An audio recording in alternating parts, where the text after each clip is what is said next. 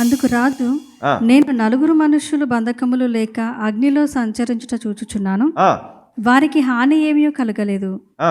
నాలుగవ వాని రూపము దేవతల రూపమును పోలినదని వారికి ప్రత్యుత్తరం ఇచ్చాను.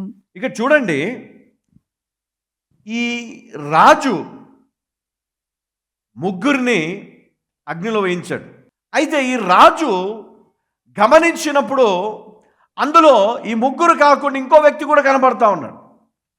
ఎలా ఉన్నాడంట? దేవదూతను పోలి ఉన్నాడంట. అంటే మూడో వ్యక్తి ఎవరండి? దేవుడు దూతను ఆజ్ఞాపించి వారి దగ్గరికి పంపించాడు. హల్లెలూయా, హల్లెలూయా. మరి అక్కడ వారికి ఏమైనా అయిందా? అమ్మ, ఇది కల్పితమా? ఇది కల్పితమైతే కాదు, ఇది జరిగిన యథార్థ సంగతి ఇది. అందుకే ఈ పరిశుద్ధ గ్రంథములో మరి మనము ఈరోజు చదువుకున్న అగ్నిలో క్షేమముగా వాళ్ళని కాపాడాడంట ఆయన. ఎంతో గొప్ప కార్యం కదా, చాలా గొప్ప కార్యం. దానియేలు 6:1-24 వరకు మనం చదువుకున్నట్లయితే అక్కడ ఈ అద్భుత కార్యం గురించి మనం చూస్తాం. తర్వాత మరి అపోస్తల కార్యం 5వ అధ్యాయం 19 నుంచి మనం చూసినప్పుడు ఇక్కడ వారు చెరలో ఉన్నప్పుడు కూడా మరి వారి సంఖ్యలను విరగొట్టి చెరసాల గోడలు కదా బద్దలాయను. మరి దేవుని స్తుతిస్తూ ఆరాధిస్తుంటే మరి దేవుడు తన దూత ద్వారా ఈ అద్భుతాన్ని జరిగించాడు అక్కడ. హల్లెలూయా. ఎవరు చేశారండి ఇది? దేవదూత. హల్లెలూయా, హల్లెలూయా. దేవునికి మహిమ కలుగును గాక. ఇక్కడ మత్తయి సువార్త 28:2లో కూడా చూస్తే, ఇదిగో ప్రభువు దూత పరలోకం నుండి దిగివచ్చి రాయి పొర్లించి. ఎవరు పొర్లించారంట? పరలోకము నుండి ప్రభువు దూత దిగి వచ్చి ఆ రాయిని ఏం చేశాడంట? పొర్లించి దాని మీద కూర్చుండెను. దేని మీద కూర్చున్నాడంట? అమ్మా, అలా కూర్చున్నాడంట. దేవునికి స్తోత్రం, హల్లెలూయా.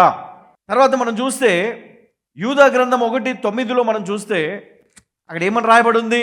ఒకసారి చూద్దాం.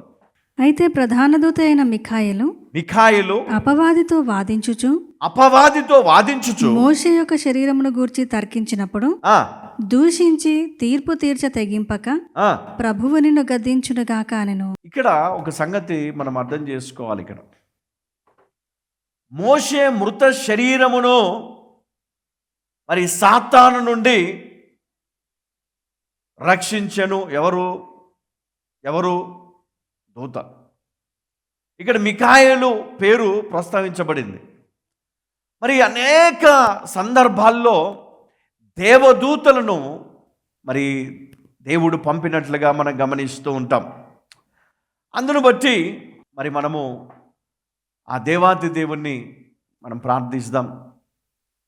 మన దేవుడు నీ కోసం, నీ కుటుంబం కోసము మరి దేవుని దూతను ఆయన పంపి మీ కుటుంబాన్ని ఆయన కాపాడును గాక. హల్లెలూయా. కానీ కొన్ని కండిషన్స్ ఉంటాయండి వీటికి. మనం ఏమని కోరుకుంటాం? ఆ దేవదూతలు మాకు సహాయం చేయాలి. ఈ దేవదూతలు ఎట్లుంటారంటే నీ మాట వినే పరిస్థితి ఉండదు అక్కడ. దేవుని మాట, నువ్వు దేవదూతకి ఏదో చెప్తా ఉంటావు, వాళ్ళు నీ మాట వినరు. ఎవరి మాట వింటారు వాళ్ళు? దేవుడు చెప్పింది చేయడానికి వస్తారు, నువ్వు చెప్పింది చేయడానికి రారు వాళ్ళు. గుర్తుపెట్టుకోండి. హల్లెలూయా. దేవుడు చెప్పాలి అంటే నువ్వేం చేయాలి? చెప్పాలి, నువ్వేం చేయాలి? దేవుణ్ణి ప్రార్థించాలి. హల్లెలూయా. దేవునితో నీ రిలేషన్ కరెక్ట్గా ఉండాలా. దేవుని చిత్తం నీ జీవితంలో కరెక్ట్గా ఉండాలా. దేవుని చిత్తానుసారంగా నీ జీవితం, నీ ప్రవర్తన అంతా కూడా సెట్ అవ్వాలా. హల్లెలూయా. అప్పుడు నీ లైఫ్లో అద్భుతమైనటువంటి కార్యాలను చూస్తూ ఉంటాం. నీకు వచ్చే ప్రమాదాలు తప్పిపోతూ ఉంటాయి. నీ శత్రువులు నిన్ను ఏమి చేయలేక వారు తమని తాము గాయపరుచుకుంటారు, తమని తాము తిట్టుకుంటారు. ఏం చేయలేరు నిన్ను. ఎన్ని ప్రయోగాలు చేసినా ఏమవుతుంది? రివర్స్ అవుతూ ఉంటుంది వాళ్ళకి. హల్లెలూయా. అలాంటి దేవుడు మనకు ఉన్నాడండి. కానీ మనము ఎంతసేపు మనకు పొద్దున్న నుంచి సాయంత్రం దాకా రోజు ఎట్లా గడిచిందో కావాలా. కదా, అంతే. ఈ రోజుకు ఉందా తినడానికి ఉంది చాలు, రేపటిది దేవుడు ఎరుగు.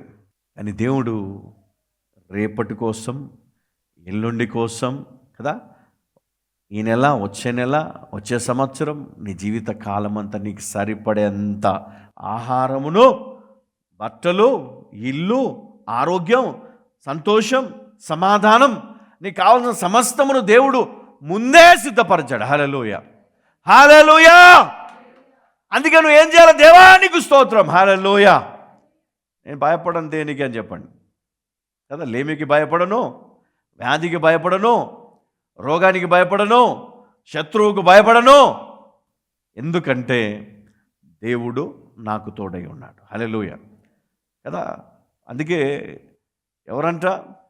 ఎవరు బద్రి వృక్షం కింద పడుకున్నారు? అమ్మా, ఏలియా. చూడండి, ఆయన ఒక ప్రవక్త. ఆయన అలిసిపోయాడు, భయముతో పరిగెత్తిన వాడు ఏం చేస్తూ ఉన్నాడు? పడుకుని నిద్రపోతూ ఉన్నాడు. అక్కడ ఆహారం ఏమి ఉండదు. కానీ దేవుడు ఎవరిని పంపించాడు? చూడండి, ఎవరిని పంపించాడు? దేవదూతను. నీకోసం కూడా దేవుడు దేవదూతకు ఆజ్ఞాపిస్తాడు. హల్లెలూయా కదా. నీకు తెలియకుండానే దేవుడు నీ దగ్గరికి ఒక దూతను పంపి నీకోసం మంచి కార్యములను సిద్ధపరచబోతా ఉన్నాడు. హల్లెలూయా. మంచి కార్యములను దేవుడు చేయబోతా ఉన్నాడు. మంచి కార్యములను దేవుడు చేయబోతా ఉన్నాడు నీ పరిస్థితిని మార్చడానికి. ఇప్పుడు ఆయనకి ఏం కావాలా? ఆహారం కావాలా. ఆహారం ఇచ్చి 40 పగళ్ళు రాత్రులు మరి ఆయన ఆహారం లేకుండా ప్రయాణం చేసే శక్తిని ఆయన పొందుకున్నాడు. అట్లనే మరి షడ్రకు, మేషకు, అబద్దుకుని ముగ్గురు కూడా మరి వారు అగ్నిలో ఉన్నప్పుడు దేవదూత వారితో కూడా ఉండి వారికి ఏ హాని జరగకుండా చూసుకున్నాడు. హల్లెలూయా. ఏమైనా దేవుడు చేయగలడంట. హల్లెలూయా. నువ్వు నమ్మితే అద్భుతమైన కార్యాలు నువ్వు చూస్తావు. హల్లెలూయా.